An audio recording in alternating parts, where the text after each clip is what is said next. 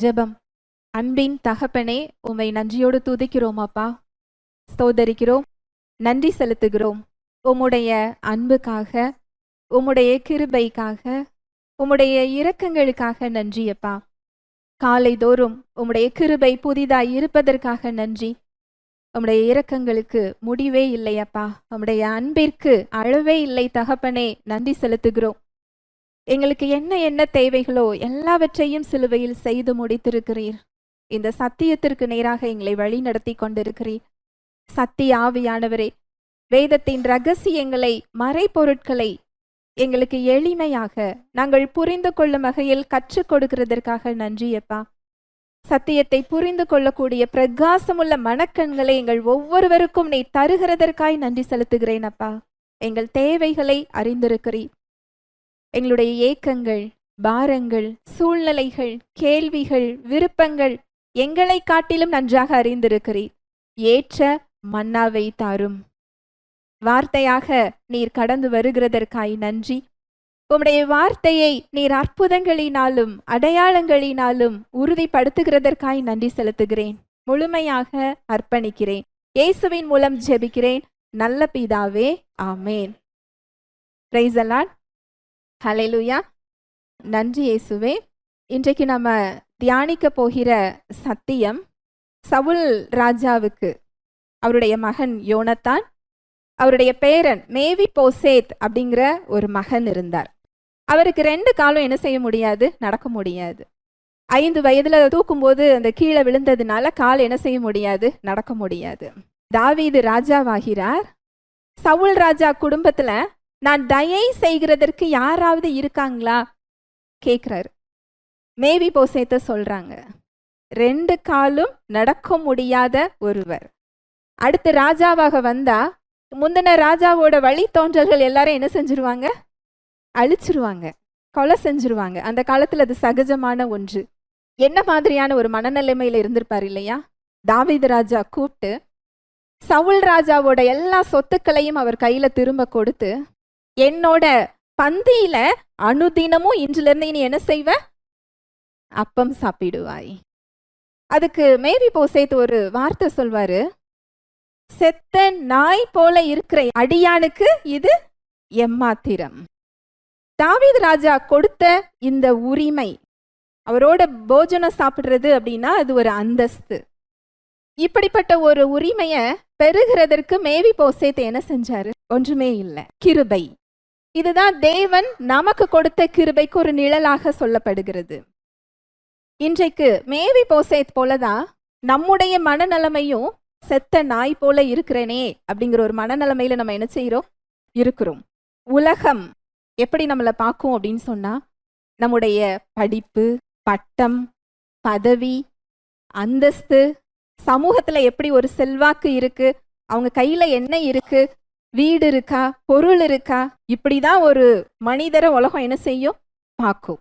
உலகம் இப்படி பார்க்கறதுனால நமக்கு நாமே ஒரு தாழ்வு மனப்பான்மை, இன்னும் நான் உயர்வாக என்ன செய்யல, வரல. நமக்கு நாமே ஒரு சுய மதிப்பு எப்படி இருக்கு அப்படின்னு சொன்னா, உலகம் பார்க்குற மாதிரி, உலகம் ஒரு அளவுகோலை வச்சு சொல்ற மாதிரி, இந்த மேவிபோசேத் போல. ஆனா வேதம் சொல்லுது, தேவன் நம்ம எப்படி பார்க்கிறாராம் தெரியுமா? பிள்ளைகளாக பார்க்கிறார். ஹல்லேலூயா. Praise the Lord. வாசிக்கலாம். 1 யோவான் 3:1. நாம் தேவனுடைய பிள்ளைகள் என்று அழைக்கப்படுவதினாலே பிதாவானவர் நமக்கு பாராட்டின அன்பு எவ்வளவு பெரிதென்று பாருங்கள். உலகம் அவரை அறியாதபடியினாலே நம்மையும் அறியவில்லை. நாம் தேவனுடைய பிள்ளைகள் என்று அழைக்கப்படுவதினாலே பிதாவானவர் நமக்கு பாராட்டின அன்பு எவ்வளவு பெரிதென்று பாருங்கள். இதுல சொல்லப்பட்டிருக்கின்ற இந்த அன்பை குறிச்சி கிரேக்க மொழியில ஒரு வார்த்தை போட்டிருக்கு. ஏனென்றால் நம்முடைய வேதம் எபிரேய மொழியிலிருந்து கிரேக்க மொழி, கிரேக்க மொழியிலிருந்து ஆங்கிலம், ஆங்கிலத்திலிருந்து நம்முடைய தாய்மொழிகள், இப்படிதான் வேதம் என்ன செய்யப்பட்டிருக்கு, மொழிபெயர்க்கப்பட்டிருக்கு. இந்த கிரேக்க மொழியில யோவான் இந்த அன்புக்கு என்ன சொல்லியிருக்கிறார் தெரியுமா? ஆச்சரியப்பட்டு அவர் கேட்கிறாரு, இது என்ன விதமான ஒரு அன்பு? இந்த உலகத்தை சார்ந்த அன்பு இது இல்லை. யோவான் சொல்லுகின்ற அந்த வார்த்தை கிரேக்க மொழியில அதற்கான பொருள் அதுதான். இந்த வசனத்தை மறுபடி வாசிக்கலாம். நாம் தேவனுடைய பிள்ளைகள் என்று அழைக்கப்படுவதினாலே பிதாவானவர் நமக்கு பாராட்டின அன்பு எவ்வளவு பெரிதென்று பாருங்கள். உலகம் அவரை அறியாதபடியினாலே நம்மையும் அறியவில்லை. நாம் தேவனுடைய பிள்ளைகள் என்று அழைக்கப்படுவதினாலே பிதாவானவர் நமக்கு பாராட்டின அன்பு எவ்வளவு பெரிதென்று பாருங்கள். இத கவனிச்சு பாருங்க அப்படின்னு சொல்றாரு. உலகம் உங்களை ஒரு தராசுல வச்சு அளக்குற அளவின்படி என்ன செய்யாதீங்க, பார்க்காதீங்க. நீங்க உங்க சூழ்நிலைகளின் அடிப்படையில உங்களை என்ன செய்யாதீங்க, பார்க்காதீங்க. தேவன் நம்மை அவருடைய பிள்ளைகள் என்று அழைக்கப்படுவதினாலே அவர் காட்டிய அன்பு எவ்வளவு பெரிதென்று பாருங்கள். இந்த அன்பு இந்த உலகத்தை சார்ந்த அன்பு இல்ல. இந்த உலகத்துல உள்ள அன்பும் இது கிடையாது. இதை நம்ம கவனிச்சு பார்த்தாதான் இந்த அன்பை நாம என்ன செய்ய முடியும், புரிந்து கொள்ள முடியும். இன்னைக்கு எப்பேற்பட்ட ஒரு சூழ்நிலையில இருந்தாலும் சரி, தேவன் நம்ம எப்படி பார்க்கிறார், உங்களை எப்படி பார்க்கிறார் என்றால் அவருடைய பிள்ளைகளாக அவர் பார்க்கிறார். Hallelujah, praise the Lord. வேதம் என்பது ஒரு இறையியல் கோட்பாடுன்னு சொல்லி நம்ம பார்க்கிறோம். ஏதோ அடுத்த உலகத்துக்கு போகும்போது அதுக்கான ஒரு வழி அப்படின்னு சொல்லி அவருடைய வார்த்தை என்ன செஞ்சுக்கிட்டு இருக்கிறோம், பார்க்கிறோம். அவருடைய வார்த்தை ஜீவனும் வல்லமையும் உள்ளது. இந்த தேவனுடைய பிள்ளை என்ற அந்தஸ்து, அதனுடைய உரிமை, அதற்கு கொடுக்கப்பட்ட அந்த அந்தஸ்துக்கு உரிய சுதந்திரம் இந்த உலகத்தில் நாம் அனுபவிப்பதற்கு கொடுக்கப்பட்டிருக்கிறது. நம்முடைய பிராக்டிக்கல் லைஃப், நம்முடைய அனுதின வாழ்க்கையில தேவனுடைய பிள்ளையாக நமக்கு என்ன கொடுக்கப்பட்டிருக்கிறது? இந்த தேவனுடைய பிள்ளை என்றால் என்ன அந்தஸ்து, என்ன சுதந்திரம் தெரியுமா? வாசிக்கலாம். யோவான் 1:12. அவருடைய நாமத்தின் மேல் விசுவாசம் உள்ளவர்களாய் அவரை ஏற்றுக்கொண்டவர்கள் எத்தனை பேர்களோ அத்தனை பேர்களும் தேவனுடைய பிள்ளைகளாகும்படி அவர்களுக்கு அதிகாரம் கொடுத்தார். அவருடைய நாமத்தின் மேல் விசுவாசம் உள்ளவர்களாய் அவரை ஏற்றுக்கொண்டவர்கள் எத்தனை பேர்களோ அத்தனை பேர்களும் தேவனுடைய பிள்ளைகளாகும்படி அவர்களுக்கு அதிகாரம் கொடுத்தார். தேவனுடைய பிள்ளையா மாறுகிறதற்கு நான் என்ன செய்யணும் அப்படின்னு சொல்லி நீங்க கேட்பீர்கள் என்றால், இயேசு கிறிஸ்துவை இரட்சகராக என்ன செய்யணும், ஏற்றுக்கொள்ளணும். நம்முடைய கிரியைகளினால் இல்லை, நம்முடைய வம்சாவளியில இந்த வம்சத்துல நான் பிறந்ததுனால. யூதர்கள் சொல்லி கொண்டிருந்தாங்க, ஆபிரகாமுடைய வம்சத்துல நாங்க பிறந்ததுனால எங்களுக்கு ரட்சிப்பு நிச்சயம் இல்ல.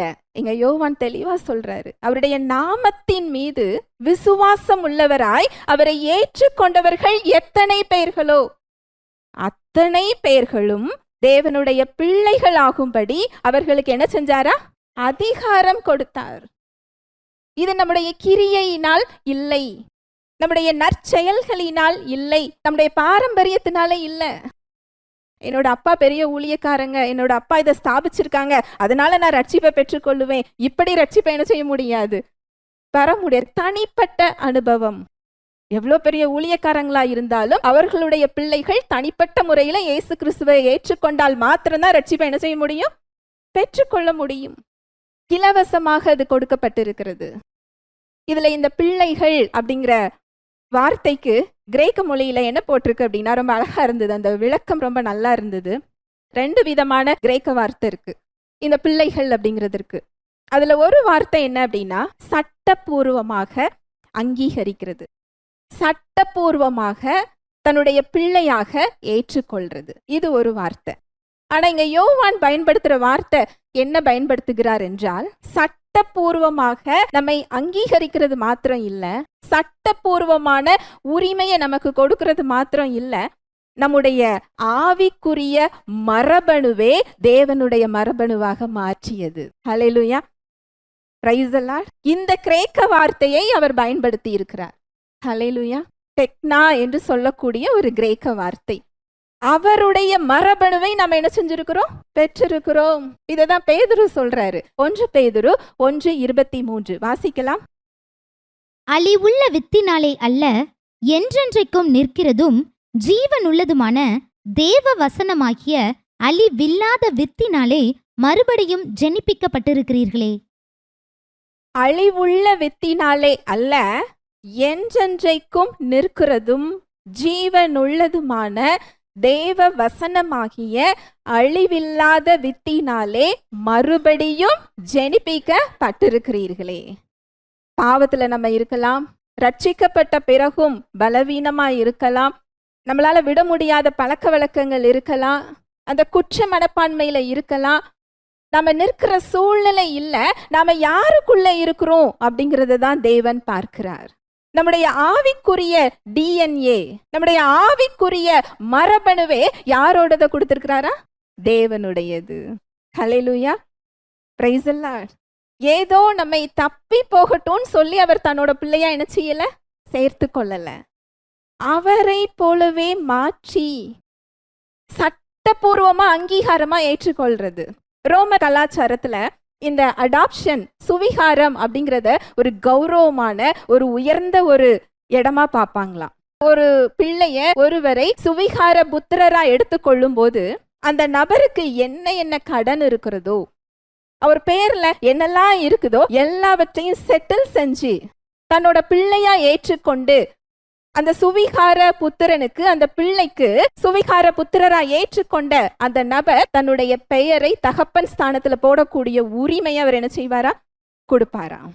அந்த தகப்பனுடைய எல்லா சுதந்திரத்திலையும் அந்த மகனுக்கு பங்கு உண்டு. ரோம கலாச்சாரத்துல சுவிகார புத்திரர்னா இதுதான் அடையாளம். இததான் இங்க வேதம் சொல்லுது. வாசிக்கலாம், ரோமர் 8:15.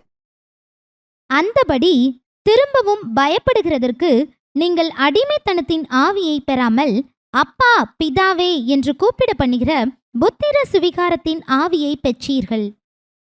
அந்தபடி திரும்பவும் பயப்படுகிறதற்கு நீங்கள் அடிமைத்தனத்தின் ஆவியை பெறாமல். இந்த அடிமைத்தனத்தின் ஆவியோட இயல்பு என்ன அப்படின்னா, தேவனை அப்பாவாக பார்க்காம ஒரு நியாயாதிபதியா, ஒரு நீதிபதியா பார்த்து பயந்து நிற்கிறது.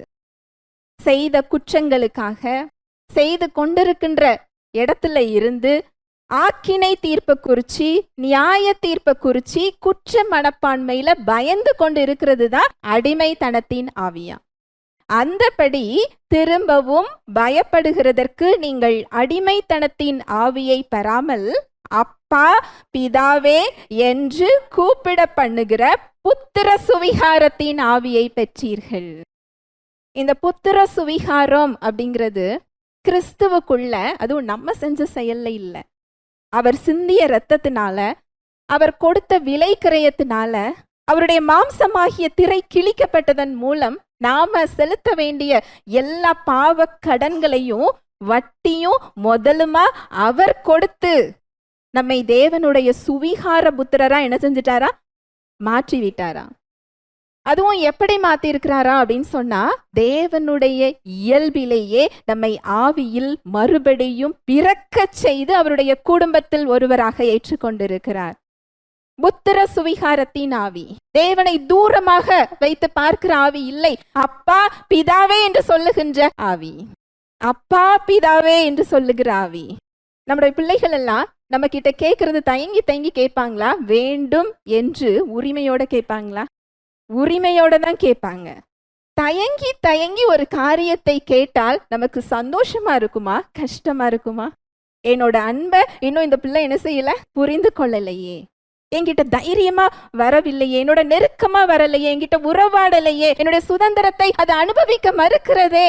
இன்றைக்கு அநேக பிள்ளைகளை பார்த்து தேவன் அப்படிதான் பார்த்து கொண்டிருக்கிறார். தயங்கி தயங்கி அவர்கிட்ட என்ன செய்யறோம்? போறோம். தைரியமா வர சொல்றாரு. அவருடைய சமூகத்துக்கு எப்படி போகணுமா? தைரியமா. ஏனென்றால் இது நம்முடைய கிரைகள் அல்ல, அந்த பிள்ளை என்ற அந்தஸ்து நமக்கு அந்த இடத்தை கொடுத்திருக்கிறது. அங்கீகரிக்கப்பட்ட அதிகாரம். அதுக்கு உங்களுக்கு ஒரு எளிமையான உதாரணம் சொல்றேன், உங்களுக்கு ரொம்ப நல்லா புரியும். நம்ம சாதாரணமா நம்ம ஒருத்தர் போய் ரோட்ல சிக்னல்ல நின்று கொண்டு வர்ற ஒரு பெரிய லாரிய நிப்பாட்டினா அது நிக்குமா? நம்ம எவ்வளவுதான் பலசாலியா இருந்தாலும் நம்ம நிக்க சொல்லி அதை என்ன செய்யாது, நிக்காது.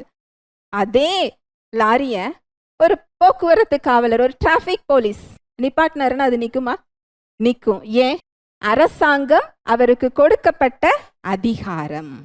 இன்றைக்கு தேவன் கிறிஸ்துவுக்குள் அவருடைய பிள்ளை என்ற அதிகாரத்தை கொடுத்திருக்கிறார். ஹல்லேலூயா, பிரைஸ் தி லார்ட். இது எப்ப நடந்துச்சு தெரியுமா? நீங்க இயேசு கிறிஸ்துவை இரட்சகராக நீங்கள் ஏற்றுக்கொண்ட அடுத்த வினாடி பரலோகத்தின் நீதிமன்றம் தேவனுடைய பிள்ளை என்ற ஒரு ஐடென்டி கார்டு உங்களுக்கு என்ன செஞ்சுட்டு கொடுத்துட்டு. இப்போ அந்த டிராபிக் போலீஸ் எப்படி அந்த அதிகாரத்துல நிறுத்த சொன்னா அந்த வண்டி என்னதான் செய்யணும்? நிக்கதான் செய்யணும். அந்த அதிகாரம் பாவத்தின் மேலையும் சாபத்தின் மேலையும் பிசாசின் மேலையும் நோயின் மேலையும் கட்டுகள் மீதும் சூழ்நிலைகளின் மீதும் இந்த அதிகாரம் சட்டப்பூர்வமா நமக்கு என்ன செய்யப்பட்டிருக்கு? கொடுக்கப்பட்டிருக்கு. லீகலி, சட்டப்பூர்வமா. இது நம்ம உணர்ந்தாலும் சரி, உணரவில்லை என்றாலும் சரி, நம்முடைய பொசிஷன், கிறிஸ்துவுக்குள்ளான நம்முடைய நிலை, கிறிஸ்துவுக்குள்ளான நம்முடைய அடையாளம் இதுதான். அதுதான் இயேசு கிறிஸ்து சொல்றாரு, சத்தியத்தையும் அறிவீர்கள், சத்தியம் உங்களை விடுதலையாக்கும். நம்ம எப்போதாவது ஏதாவது ஒரு சில சூழ்நிலைகள்ல விடுதலைன்னு சொல்லி ஜெபிக்கிறோம். ஆனா பிள்ளையாக விடுதலையிலேயே வாழக்கூடிய ஒரு இடம் நமக்கு என்ன செய்யப்பட்டிருக்கு? கொடுக்கப்பட்டிருக்கு. அங்கீகரிக்கப்பட்ட அதிகாரம், சட்டப்பூர்வமான உரிமை, தேவனுடைய பிள்ளை அப்படிங்கிற அந்தஸ்துக்கு இதுதான் இடம். இஸ்ரவேல் ஜனங்கள் எகிப்திலிருந்து விடுதலையாக்கி தேவன் கொண்டு வருகிறார். வனாந்தரத்துல அங்க மோசே கிட்ட வார்த்தை கொடுக்கிறார், இந்த ஜனங்கள் என்னுடைய சொந்த ஜனங்களா என்ன செய்வாங்க? இருப்பார்கள். அவர் விடுதலையாக்கி அப்படியே விடல, அது என்னோட சொந்த ஜனங்கள். இன்றைக்கு சிலுவையில இயேசு கிறிஸ்து நமக்கு விடுதலை மாத்திரம் கொடுக்கல, மன்னிப்பு, பாவ மன்னிப்பு மாத்திரம் கொடுக்கல, அவருடைய பிள்ளையாக ஏற்றுக்கொண்டிருக்கிறார். 1 பேதுருல அதுதான் சொல்லப்பட்டிருக்கு. 1 பேதுரு 2:9. நீங்களோ உங்களை அந்தகாரத்து நின்று தம்முடைய ஆச்சரியமான ஒளியினிடத்திற்கு வரவழைத்தவருடைய புண்ணியங்களை அறிவிக்கும்படிக்கு தெரிந்து கொள்ளப்பட்ட சந்ததியாயும் ராஜரீகமான ஆசாரிய கூட்டமாயும் பரிசுத்த ஜாதியாயும் அவருக்கு சொந்தமான ஜனமாயும் இருக்கிறீர்கள். புண்ணியங்களை அறிவிக்கும்படிக்கு ராஜரீக ஆசாரியராகவும் அவருடைய சொந்த ஜனமாக நம்மளை என்ன செஞ்சிருக்கிறாரா? பிரிச்சு எடுத்துட்டாரு. அவருக்கு சொந்த ஜனம், அப்பா அப்படின்னு கூப்பிடக்கூடிய ஒரு உரிமை. பிள்ளைங்கிற வார்த்தைக்கு பொருள் என்ன போட்டிருக்கு அப்படின்னா, நம்மளாம் சொல்லுவோம் இல்லையா, நம்மளோட பிள்ளைங்கள என் செல்லம், என் கண்ணு அப்படின்னு சொல்லுவோம் இல்லையா, அப்படி செல்லமாக கூப்பிடுகிற பெயர் தான் அந்த வார்த்தைக்கு என்ன செய்யப்பட்டிருக்கு? போட்டிருக்கு. ஹல்லேலூயா, பிரைஸ் தி லார்ட். எவ்வளவு அன்பாக அவர் வைத்திருக்கிறார் இல்லையா? இந்த பிள்ளை என்ற அந்தஸ்து நமக்கு என்னவெல்லாம் கொடுத்திருக்கு, அதை நம்ம வாழ்க்கையில எப்படி பயன்படுத்தணும், அதுதான் இன்னைக்கு பார்க்க போறோம். முதல் பாயிண்ட், அடிமைத்தனத்திலிருந்து விடுதலை. அவர்கிட்ட நேர்ல போகக்கூடிய தகுதி. பிள்ளை என்ற அந்தஸ்து நமக்கு இந்த இடத்தை கொடுத்திருக்கிறது. பாவத்திலிருந்து, சாபத்திலிருந்து, நோயிலிருந்து, கட்டுகள்ல இருந்து, இருளின் அதிகாரத்திலிருந்து, எல்லாவற்றிலிருந்தும் நமக்கு என்ன செய்யப்பட்டிருக்கு? விடுதலை கொடுக்கப்பட்டிருக்கு. வாசிக்கலாம், கொலோசையர் 1:13. இருளின் அதிகாரத்து நின்று நம்மை விடுதலையாக்கி தமது அன்பின் குமாரனுடைய ராஜ்யத்திற்கு உட்படுத்தினவருமாய் இருக்கிற பிதாவை ஸ்தோத்தரிக்கிறோம். இருளின் அதிகாரத்தை நின்று நம்மை விடுதலையாக்கி தமது அன்பின் குமாரனுடைய ராஜ்யத்திற்கு உட்படுத்தினவருமாய் இருக்கிற பிதாவை ஸ்தோத்தரிக்கிறோம். இதுல என்ன சொல்லப்பட்டிருக்கு? இருளின் அதிகாரத்திலிருந்து உங்களை விடுதலையாக்குவேன் என்று சொல்லப்பட்டிருக்கா? உங்களை விடுதலை ஆக்கி, கடந்த காலம். நம்மளை என்ன செஞ்சுட்டாரா? விடுதலை ஆக்கிட்டாரு. சட்டப்பூர்வமா உங்களோட இடம் அதுதான். நீங்க இயேசு கிறிஸ்து மாதிரி சொல்லலாம், இட் இஸ் ரிட்டன், எழுதி இருக்கிறதே. இது எப்படி என்கிட்ட இருக்க முடியும்? இருளின் அதிகாரம்னா என்ன அப்படின்னு நீங்க தெரிஞ்சுக்கணும்னா உபாகமம் 28:15 வசனத்துக்கு மேல எடுத்து வாசிச்சு பாருங்க. அதெல்லாம் இருளின் அதிகாரத்தின் விளைவுகள் தான். அது உங்ககிட்ட இருந்ததுன்னா நீங்க சொல்லலாம், இயேசு கிறிஸ்து எனக்காக சாபமாகி நியாய பிரமாணத்தின் சாபத்திற்கு என்னை நீங்களாக்கி மீட்டு கொண்டார். இருளின் ராஜ்யத்திலிருந்து நான் விடுதலையாக்கப்பட்டிருக்கிறேன். அவருடைய அன்பின் குமாரனுடைய ராஜ்யத்திற்கு நான் உட்படுத்தப்பட்டிருக்கிறேன் என்று எழுதி இருக்கிறதே. ஒரு பிள்ளையோட உரிமை இதுதான். தேவனுடைய பிள்ளை என்ற அந்தஸ்தின் இடம் என்னதுதான்? இதுதான். அதனாலதான் பவுல் சொல்றாரு, நீங்க நியாயப்பிரமாணத்திற்கு கீழ்ப்பட்டிராமல் நீங்கள் கிருபைக்கு கீழ்ப்பட்டிருக்கிறபடியால் பாவம் உங்களை மேற்கொள்ள மாட்டாதே. ஒரு விசுவாசியால பாவம் செய்ய முடியுமா அப்படின்னு கேட்டா, பாவம் செய்ய முடியுமா? முடியும். ஆனா ஒரு விசுவாசியோட பொசிஷன், அவருடைய ஆவிக்குரிய இயல்பு என்ன தெரியுமா? பாவம் செய்யாத இயல்பு. அந்த பிள்ளைன்னு சொன்னாலே தேவனுடைய ஆவிக்குரிய டிஎன்ஏவை தான் நம்ம என்ன செஞ்சிருக்கிறோம்? பெற்றிருக்கிறோம். தேவனுடைய பரிசுத்தம், அவரது நீதி, அவரது வாழ்வு, அவரது அன்பு. சிலுவையில இயேசு கிறிஸ்து சொன்னார் இல்லையா, பிதாவே இவர்களை மன்னியும், தாங்கள் செய்கிறது இன்னதென்று அறியாதிருக்கிறார்கள். அவர் கடவுள் செஞ்சாரு அப்படின்னு நம்ம சொல்ல முடியாது. அதே அன்பை தான் அவர் நமக்குள்ள என்ன செய்திருக்கிறார்? ஊற்றி இருக்கிறார். அதை ஒருத்தர் செஞ்சு காமிக்கவும் செஞ்சிருக்கிறார். யாரு? ஸ்தேவான். ஸ்தேவான் செஞ்சு காமிச்சாரா இல்லையா? அவரை கல்லெறியும் போது வலிக்குமா? என்ன செய்யும்? வலிக்கும். கல்லெறியும் போது இவர்கள் செய்யறதை இவங்களுக்கு என்ன செய்யுங்க? மன்னியுங்கள். ஏன்? அந்த அன்பை அவர் அனுபவித்தார். ரோமர் 5:5 அதுதான் சொல்லப்பட்டிருக்கு. வாசிக்கலாம். ரோமர் 5:5. மேலும் நமக்கு அருளப்பட்ட பரிசுத்த ஆவியினாலே தேவ அன்பு நம்முடைய இருதயங்களில் ஊற்றப்பட்டிருக்கிறபடியால் அந்த நம்பிக்கை நம்மை வெட்கப்படுத்தாது. மேலும் நமக்கு அருளப்பட்ட பரிசுத்த ஆவியினாலே தேவ அன்பு நம்முடைய இருதயங்களில் ஊற்றப்பட்டிருக்கின்றபடியால். நம்ம தேவனுடைய மரபணுவை பெற்றிருக்கிறோம் சொல்லி அந்த வார்த்தை சொல்லுது இல்லையா? அப்படி என்றால் அவரது அன்பு, இயேசுவின் இரத்தத்தால் நம்ம கழுவப்பட்ட உடனே நம்மள அவர் பாவியா பார்க்கலையா, கிறிஸ்துவுக்குள் பார்க்கிறார். அதுவும் செல்ல பிள்ளையாக பார்க்கிறாராம். ஏதோ நான் சுவிகார புத்திரரா எடுத்துக்கிட்டேன் போனா போகுதுன்னு அவர் என்ன செய்யல? பார்க்கல. தத்தெடுத்த ஒரு அடிமையாக அவர் நம்மள என்ன செய்யல? பார்க்கல. அவருடைய செல்ல பிள்ளைகளாக, அவருடைய சாயலை, அவருடைய மரபணுவை பெற்ற பிள்ளைகளாக, அவருடைய சுதந்திரத்திற்கு சட்டபூர்வமாக அதிகாரத்தையும் உரிமையும் பெற்ற பிள்ளைகளாக, இப்படிதான் அவர் நம்மளை என்ன செய்து கொண்டிருக்கிறார்? பார்த்து கொண்டிருக்கிறார். அவருடைய அன்பு. ஒரு தேவ மனிதர் ரொம்ப அழகா சொல்வாரு, இயேசு கிறிஸ்து நமக்கு சிலுவையில கொடுத்த ரட்சிப்புல, அவர் கொடுத்த விடுதலையிலேயே பெரிய விடுதலை என்னவென்றால் பிறரை மன்னிக்கின்ற இயல்பு. இப்படி ஒரு இயல்பு நமக்கு என்ன செய்யப்பட்டிருக்கு? கொடுக்கப்பட்டிருக்கு. பிறரை மன்னிக்கின்ற இயல்பு. பிறரை மன்னிக்கிறதுனா என்ன அர்த்தம் தெரியுமா? எனக்கு பிடிச்சிருந்தா மட்டும் இல்ல, எனக்கு தேவை இருந்தா மட்டும் இல்ல, ஒரு கண்ணத்தை அநியாயமா அடிச்சாலும் இன்னொரு கண்ணத்தை என்ன செய்யறதுதான்? காட்டுறதுதான். இந்த அன்பு நமக்குள்ள என்ன செய்யப்பட்டிருக்குதா? ஊற்றப்பட்டிருக்கிறது. இது ஒரு பெரிய விடுதலை. இது நீங்க மற்றவர்களுக்கு செய்யற நன்மை நினைக்கிறீங்க இல்ல, உங்களை நீங்களே சிறையிலிருந்து விடுவிக்கின்ற இடம். அவர் கொடுத்திருக்கிற வாழ்வுக்கு திறந்து விடுகிற ஒரு இடம். ஹல்லேலூயா, பிரைஸ் தி லார்ட். அடிமைத்தனத்திலிருந்து விடுதலை.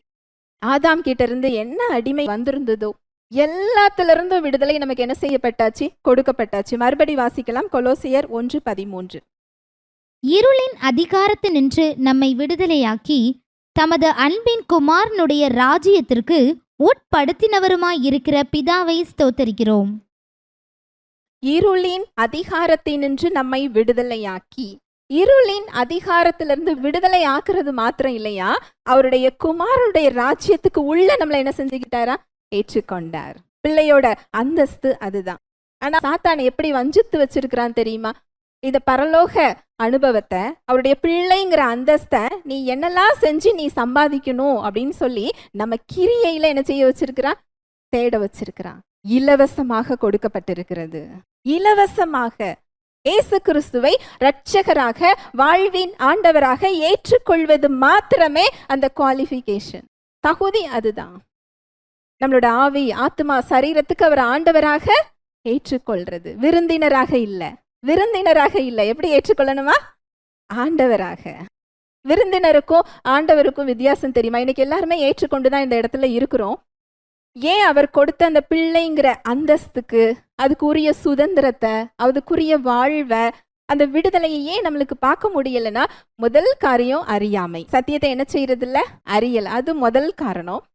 ரெண்டாவது காரணம், அவரை ஒரு எஜமானா நம்ம ஏற்றுக்கொள்ளாம ஒரு கெஸ்ட் மாதிரி அவரை என்ன செஞ்சிருக்கிறோம்? வச்சிருக்கிறோம். எஜமானுக்கும் விருந்தினருக்கும் வித்தியாசம் தெரியுமா? விருந்தினர் நம்ம வீட்ல எந்த இடத்து வரைக்கும் வருவாங்க? ஹால், வரவேற்பறை மட்டும்தான், சோஃபா மட்டும்தான். அதுக்கு மேல அவங்க என்ன செய்ய மாட்டாங்க? வரமாட்டாங்க. ஆனா ஒரு வீட்டோட எஜமான் எல்லா இடத்துக்கும் போக முடியும். ஏசு கிறிஸ்துவை எப்படி வச்சிருக்கிறோம் தெரியுமா? விருந்தினராக. விருந்தினர் எப்பவும் அந்த வீட்டில் இருப்பாரா? எப்போதாவது வருவாரா? எப்போதாவது, ஞாயிற்றுக்கிழமை தோறும் இல்ல. அதே மாதிரிதான் அவருடைய வார்த்தையை நம்ம எப்போதாவது உள்ள என்ன செய்யறோம்? ஏற்றுக்கொள்றோம். அதுவும் ஹாலோட சரி. அவருக்கு தெரியாத ரகசியமான ரூமை என்ன செஞ்சு வச்சிருக்கிறோம். அவருக்கு கொடுக்காத ரூம் இல்ல. இது உள்ள நீங்க என்ன செய்யாதீங்க, வராதீங்க, நான் பாத்துக்கிறேன்.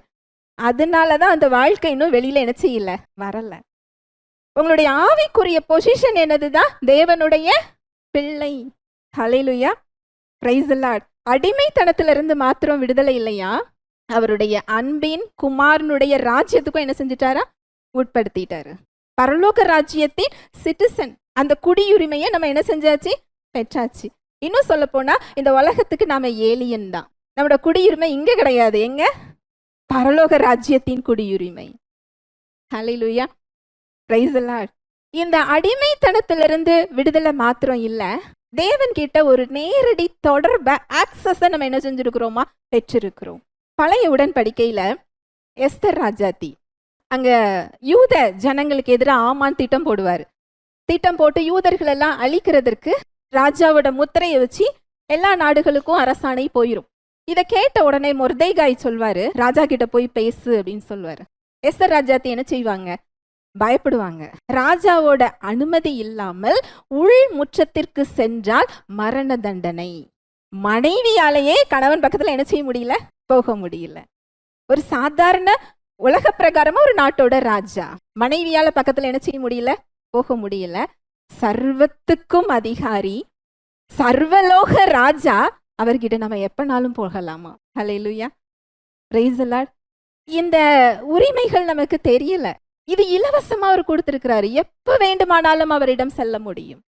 நேரடி தொடர்பு, மீடியேட்டர் தேவையில்லை. அப்பா பிதாவேன்னு எங்க நின்று கூப்பிடுறீங்களோ அவர் குரலை உங்களால என்ன செய்ய முடியும்? கேட்க முடியும். உங்க ஜெபத்துக்கு பதில நீங்க பெற முடியும். இயேசு கிறிஸ்து இந்த செயலை தான் சிலுவையில செய்திருக்கிறார். எபிரேயர் 4:16 வாசிக்கலாம்.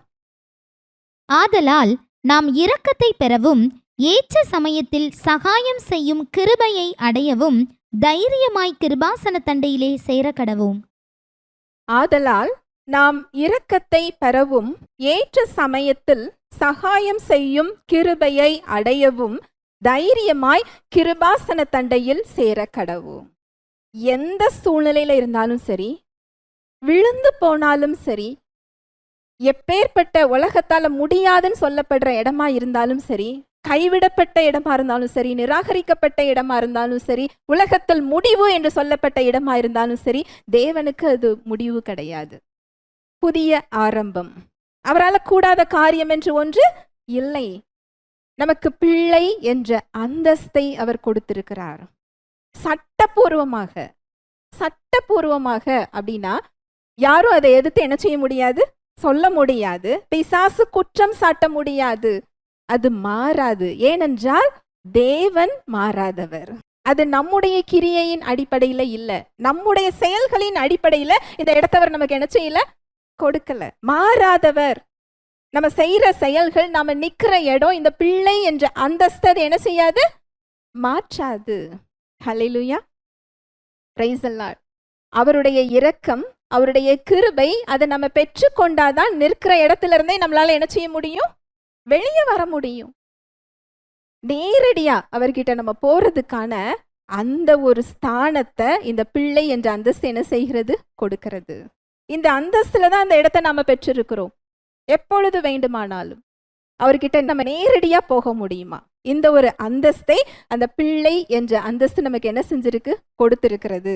அடுத்து பரலோக சுதந்திரம் மற்றும் வாரிசுரிமை. அவருடைய சுதந்திரத்துக்கு வாரிசாக நம்மளை என்ன செஞ்சிருக்காரா? நியமித்திருக்கிறார். வாசிக்கலாம் ரோமர் 8:17. நாம் பிள்ளைகளானால் சுதந்திரருமாமே, தேவனுடைய சுதந்திரரும் கிறிஸ்துவுக்கு உடன் சுதந்திரருமாமே, கிறிஸ்துவுடனே கூட நாம் மகிமைப்படும்படிக்கு அவருடனே கூட பாடுபட்டால் அப்படியாகும். நாம் பிள்ளைகளானால் சுதந்திரரும் ஆமே, தேவனுடைய சுதந்திரரும் கிறிஸ்துவுக்கு உடன் சுதந்திரரும் ஆமே. கிறிஸ்துவுடனே கூட நாம் மகிமைப்படும்படிக்கு அவருடனே கூட பாடுபட்டால் அப்படி ஆகும். நாம் பிள்ளைகளானால் யாரா இருக்கிறோமா? சுதந்திரவாளி. சுதந்திரவாளி என்றால் தேவனுடைய பரலோக ராஜ்யத்துல உள்ள எல்லாவற்றிற்கும் நாம எப்படிப்பட்டவங்களா இருக்கிறோமா? சுதந்திரவாளி. ஒரு தந்தையின் ஆஸ்திகளுக்கு அந்த பிள்ளை யாரா இருப்பாரு? சுதந்திரவாளி. அது போல நம்முடைய பரலோக தந்தையின் சர்வ உலகத்தையும் படைத்த ராஜாவுக்கு நம்ம எப்படி இருக்கிறோமா? சுதந்திரமா இருக்கிறோமா? அடுத்த வார்த்தை பாருங்க, கிறிஸ்துவுக்கு உடன் சுதந்திரர். அப்படி என்றால் இயேசு கிறிஸ்துவுக்கு என்னவெல்லாம் சுதந்திரம் இருக்கிறதோ அது எல்லாவற்றிற்கும் நாம் உடன் பங்காளிகளாக இருக்கிறோம். ஒரு அப்பாவுக்கு 2 பிள்ளைங்க இருந்தா சொத்து 2 பேருக்கு எப்படி இருக்கும்? சமமா இருக்கும் இல்லையா? அது போல இயேசு கிறிஸ்துவுக்கு என்னவெல்லாம் உண்டோ அதற்கு உடன் சுதந்திரராக நம்மை மாற்றி இருக்கிறார். இது இனிமேதான் நடக்குமா அப்படின்னு கேட்டா நடந்து முடிஞ்சிச்சு. நாம என்ன செய்யணும் அப்படின்னா, ஆமேன் என்று கையெழுத்து போட்டு என்ன செய்யணும்? பெற்றுக்கொள்ளணும். அவ்வளவுதான். அவருடைய இரத்தத்தினால முத்திரை போட்டு இதை கொடுத்திருக்கிறார். கிறிஸ்துவுடன் கூட உடன் சுதந்திரர். நீங்க சுவிசேஷங்கள் எல்லாம் எடுத்து வாசிச்சு பாருங்க. இயேசு கிறிஸ்து போற இடத்துல எல்லாம் அற்புதங்கள், அடையாளங்கள், குறைவுகள் நிறைவானது. இயற்கை இறையாதே அமைதலாருன்னு சொன்னா அது என்ன செஞ்சுதா? கீழ்ப்படிஞ்சுதான். இந்த அதிகாரத்தை கிறிஸ்துவுக்குள்ள நமக்கு என்ன செஞ்சிருக்கிறாரு? கொடுத்திருக்கிறார். இதை பயன்படுத்துற உரிமை, இயேசு என்ற நாமம், அவருடைய வாழ்வை இந்த உலகத்துல. ஒரு கதை ஒன்று சொல்லுவாங்க. ஒரு கப்பல்ல ஒருத்தர் போனாராம். அவருக்கு டிக்கெட் ரொம்ப கஷ்டப்பட்டு கிடைச்சி அவர் போனாராம். எத்தனை நாளோ ஒரு பயணம். எல்லாரும் சாப்பிட போகும்போது இவர் கையில வச்சிருந்த ஒரு சாப்பாடை மட்டும் கொஞ்சம் கொஞ்சமா சாப்பிட்டுட்டு போகலையாம்.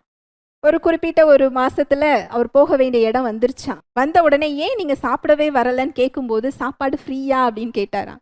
எனக்கு இது தெரியாதே, நான் கொண்டு வந்த கொஞ்சம் உணவை தினமும் கொஞ்சம் கொஞ்சமா என்ன செஞ்சேன்? சாப்பிட்டேன். டிக்கெட் எடுத்து திருப்பி பார்த்தா சாப்பாடு என்னது? இலவசம்.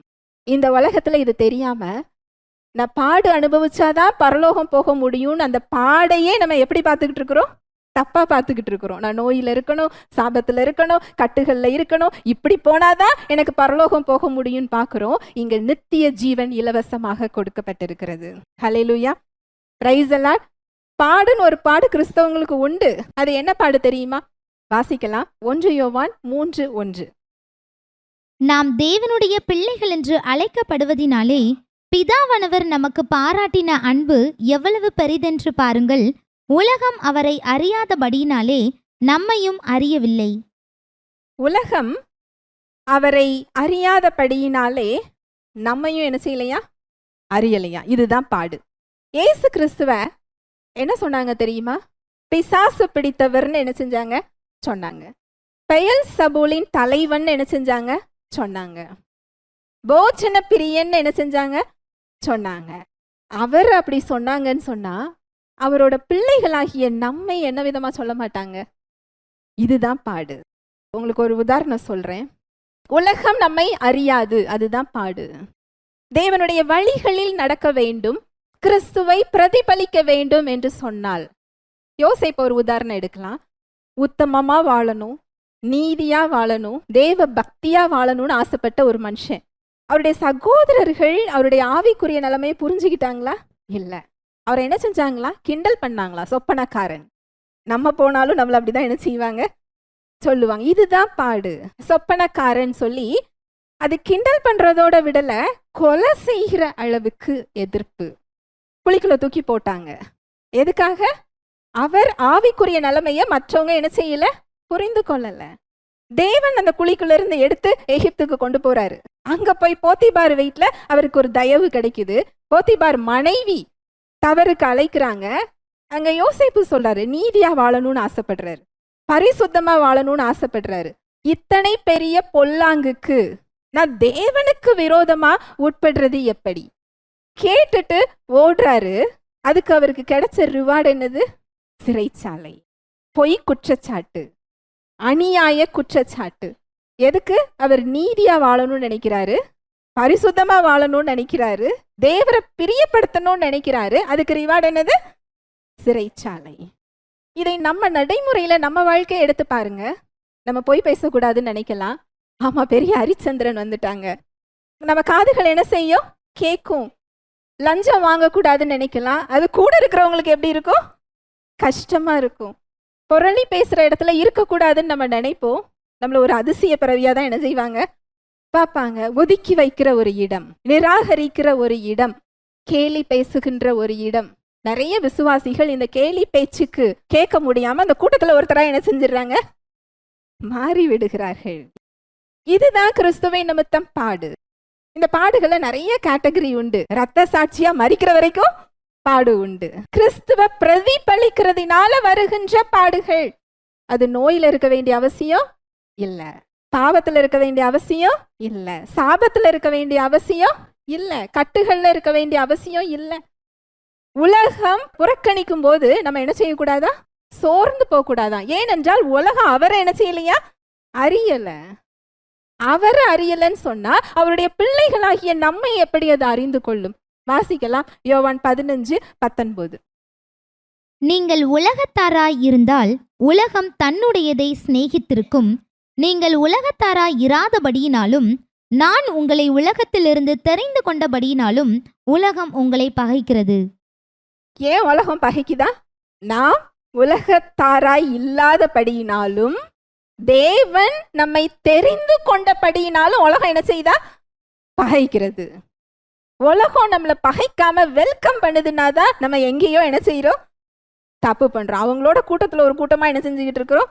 இருந்துகிட்டு இருக்கிறோம்னு அர்த்தம். அதனால உலகம் புறக்கணிக்கும் போது இது நம்மளை உற்சாகப்படுத்தும். இல்ல, நான் சரியான வழியில தான் என்ன செஞ்சுக்கிட்டு இருக்கிறேன்? போய்கிட்டு இருக்கிறேன். தேவனுடைய பிள்ளையால உலகத்தோட என்ன செய்ய முடியாது?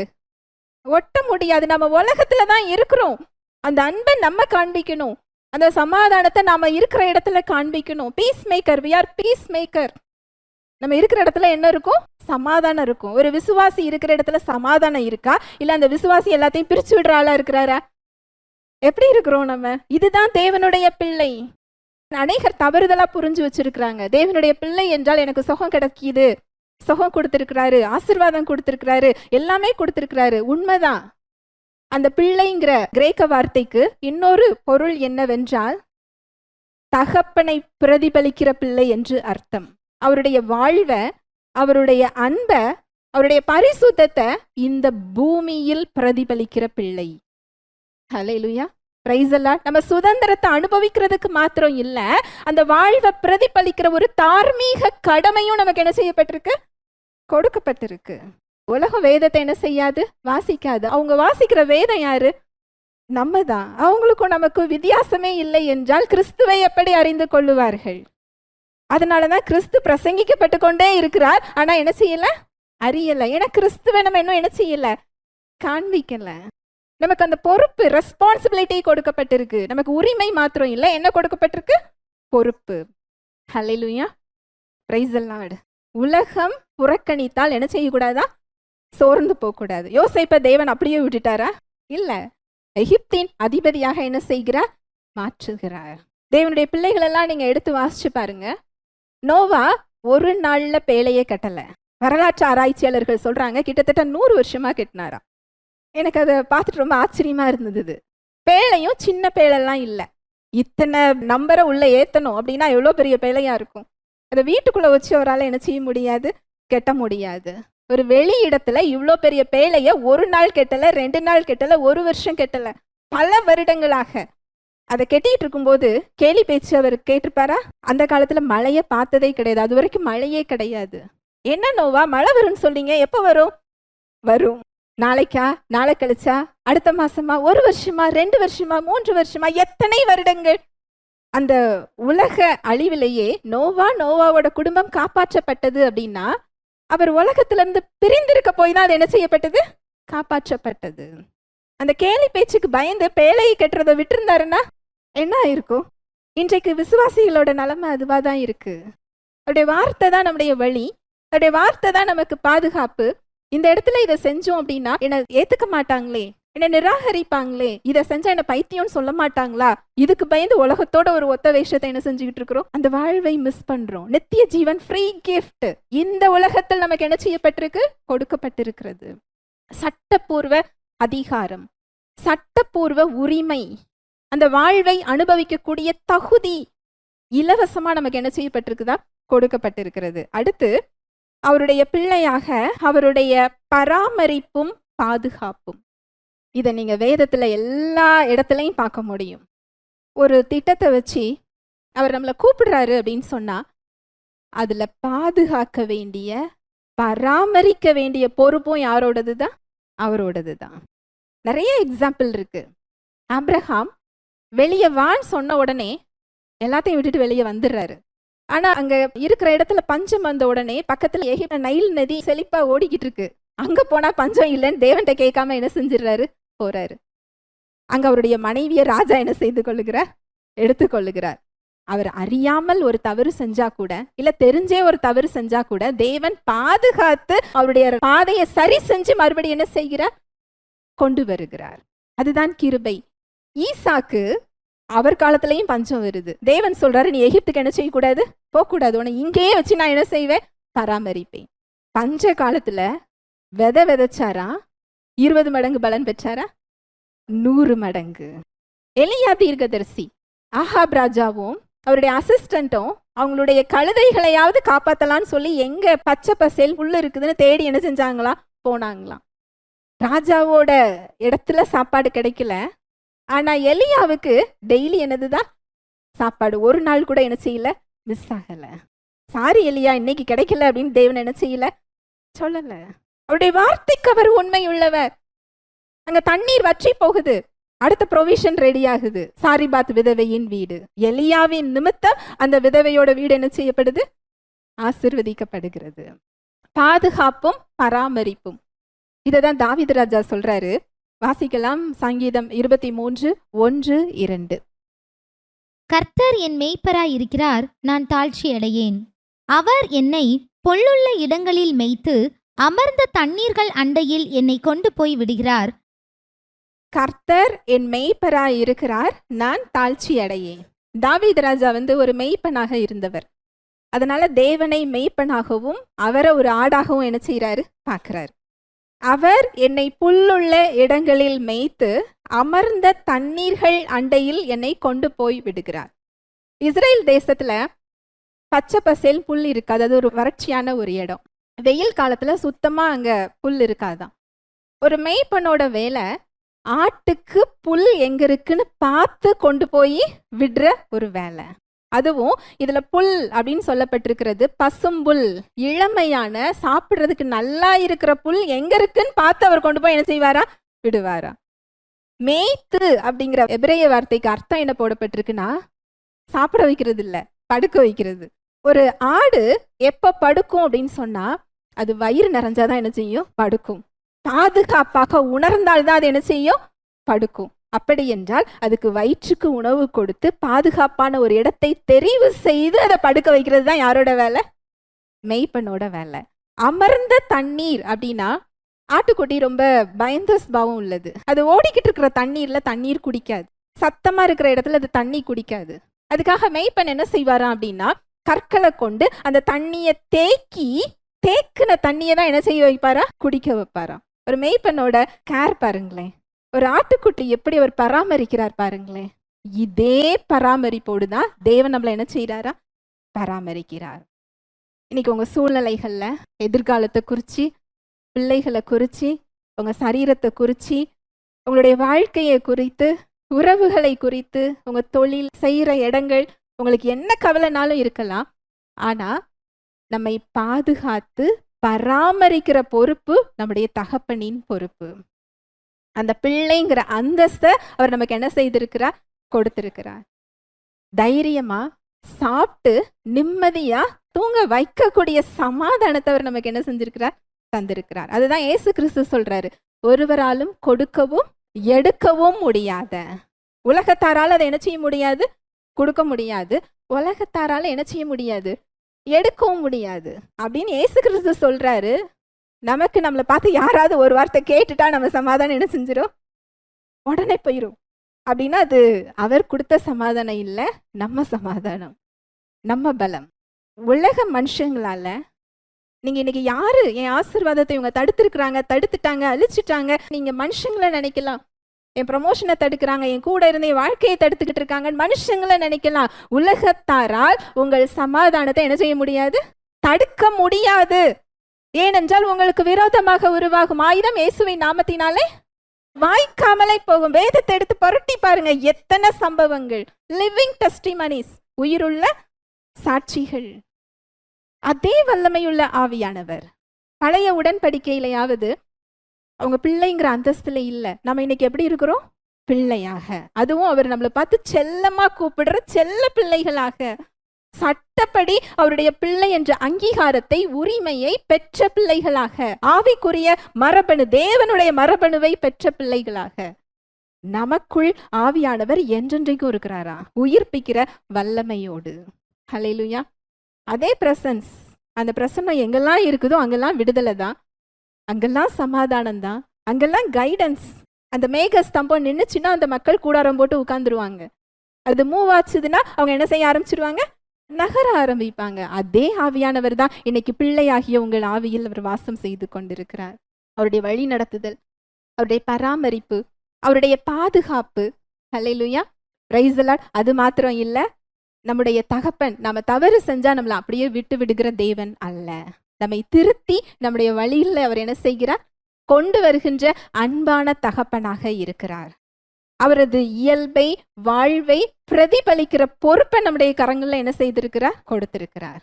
இவ்வளோ சுதந்திரத்தை அவர் கொடுத்தது மாத்திரம் இல்லை, நமக்கு பொறுப்பையும் அவர் என்ன செய்திருக்கிறார்? கொடுத்திருக்கிறார். ஹல்லேலூயா, பிரைஸ் தி லார்ட். ஒரு தகப்பன் சிட்சிக்கிறது போல ஒரு தீமையான காரியத்தை கொண்டு தேவன் நம்மளை என்ன செய்ய மாட்டார்? சிட்சிக்க மாட்டார். ஒரு தகப்பன் தன்னுடைய பிள்ளையை எப்படி சிட்சிப்பார்? ஏதாவது கையை காலை ஒடிச்சு நம்ம சிட்சிப்போமா? ஆனா நமக்கு ஒரு நோய் வந்ததுன்னா மட்டும் தேவன் என்ன சோதிக்கிறாருன்னு சொல்றோமே. ஒருவர் கூட கெட்டு போகாமல் எல்லோரும் நித்திய ஜீவனை அடையும்படிக்கு அவருடைய குமாரனை தந்தருளி உலகத்தை இவ்வளவா என்ன செஞ்சாரா? அன்பு கூர்ந்தார். நோயை கொடுத்து சிட்சிக்கிற தேவன் அல்ல, ஒரு தீமையை கொடுத்து சிட்சிக்கிற தேவன் அல்ல. நம்முடைய அறியாமையினால விழுந்து போன உலகத்துல நம்ம வாழ்றதுனால நம்முடைய தவறுகள், ஏதோ ஒரு காரணம், நோய் இருக்கிறதுக்கு 1000 காரணம் இருக்கு, பிரச்சனை வர்றதுக்கு 1000 காரணம் இருக்கு, ஒரு தீமை நடக்கிறதுக்கு 1000 காரணம் இருக்கு. ஆனால் அதுக்கு தேவன் காரணம் அல்ல. நாம் அவரை நம்பி அவரை உறுதியாக பற்றி கொள்ளும் போது அந்த தீமை நன்மைக்கு எதுவாக அங்க என்ன செய்யப்படுது?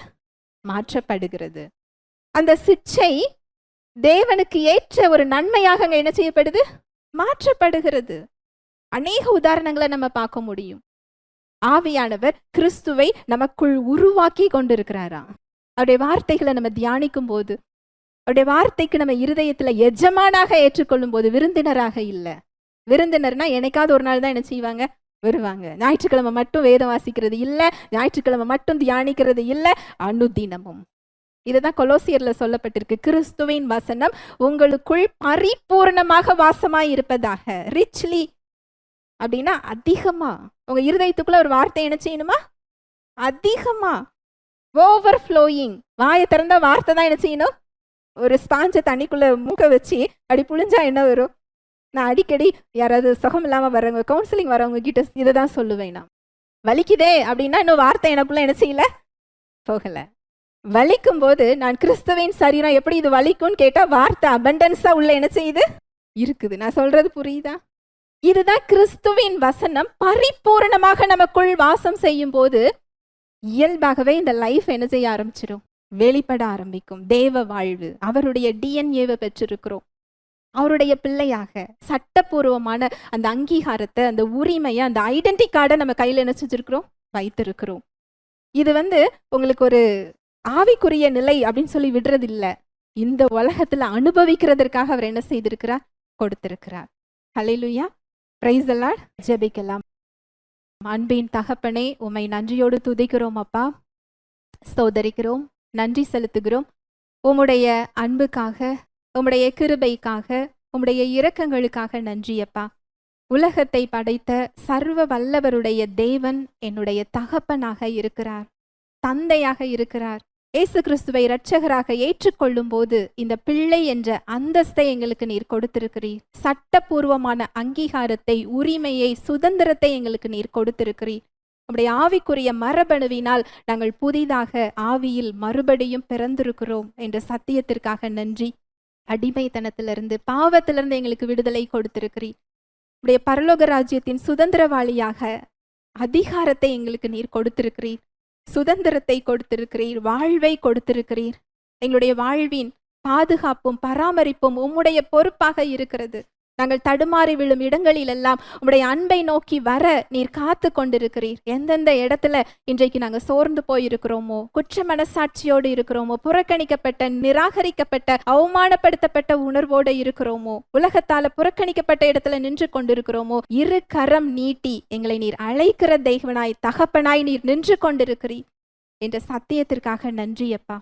உம்மை நன்றியோடு துதிக்கிறோம். வந்திருக்கிற ஒவ்வொருவரையும் உடைய கரத்தில் தருகிறேன். என்ன தேவையில வந்தார்களோ அவர்களுக்கு ஏற்ற மன்னாவை நீர் கொடுத்ததற்காக நன்றி. அவர்களோடு பேசியதற்காக, இடைப்பட்டதற்காக நன்றி. உம்முடைய அன்பு அவர்களுக்கான அடையாளத்தை உணர்த்தியதற்காக நன்றி. உலகம் கொடுக்கிற மதிப்பு அல்ல, நீர் அவர்களை பார்க்கின்ற அடையாளம், அவருடைய பிள்ளை என்று பார்த்து கொண்டிருக்கிறீர். இந்த சத்தியத்திற்காக நன்றி செலுத்துகிறோம் அப்பா. இதை அவர்களுடைய வாழ்க்கையில் நடைமுறைப்படுத்த அப்பா நீர் கிருபை பாராட்டுகிறதற்காக நன்றி. இந்த பிள்ளை என்ற அந்தஸ்தை அனுதின வாழ்வில் அனுபவிக்க நீர் கொடுக்கிற கிருபைக்காக நன்றி செலுத்துகிறேன். அவங்க மன விருப்பங்கள், அவங்களுடைய வாஞ்சைகள், ஏக்கங்கள் ஒவ்வொன்றையும் அவங்க பெற்றுக்கொள்கிறதற்காக நன்றி. அவங்க கையின் பிரயாசங்கள் ஆசீர்வதிக்கப்படுகிறதற்காக நன்றி. அவங்க தேவைகள் சந்திக்கப்பட்டதற்காக நன்றி. வாழ்நாள் எல்லாம் நன்மையும் கிருபையும் உங்களை பின்தொடரும். இயேசுவின் நாமத்தினால ஆசீர்வதிக்கிறேன். தேவ அன்பு, தெய்வ வாழ்வு, தெய்வ சமாதானம், தேவ சுகம் ஒவ்வொருவரது இருதயம், சிந்தனைகளை கிறிஸ்து இயேசுக்குள்ளாக காத்துக் கொள்கிறதற்காக நன்றி செலுத்துகிறேன். இயேசுவின் மூலம் ஜெபிக்கிறேன் நல்ல பிதாவே, ஆமேன்.